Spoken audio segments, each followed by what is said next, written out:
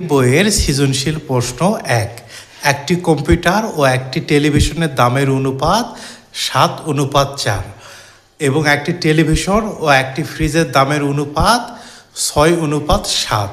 এর অর্থ হলো একটি কম্পিউটারের দাম যদি 60 টাকা হয়, একটা টেলিভিশনের দাম হবে 4 টাকা। আর পরের প্রশ্নে দেওয়া আছে একটি টেলিভিশনের দাম যদি 6 টাকা হয়, একটি ফ্রিজের অনুপাত 60 টাকা হবে। ক নম্বর প্রশ্ন, 20 টাকা ও 40 পয়সাকে অনুপাতে প্রকাশ করো। 20 টাকা হলো 20 গুণন 100 পয়সা, 2000 পয়সা। আর 40 পয়সার অনুপাত হবে, দুটাকে যদি 40 দিয়ে ভাগ করা হয় তাহলে 50:1। খ নম্বর প্রশ্ন, টেলিভিশনের দাম 16,000 টাকা হলে কম্পিউটারের দাম নির্ণয় করো। এখানে দেওয়া আছে একটি কম্পিউটারের দাম আর একটা টেলিভিশনের দামের অনুপাত হলো 7:4।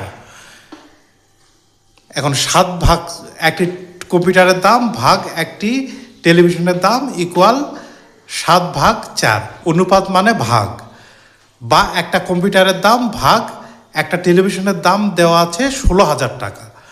এই মানটা লিখে বসিয়ে দেওয়া হলো ইকুয়াল 7/4।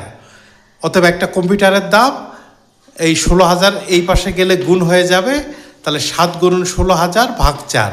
4 দিয়ে 16,000কে ভাগ করলে 4,000 হয়, 4,000কে 7 দিয়ে গুণ করলে 28,000 টাকা হয়।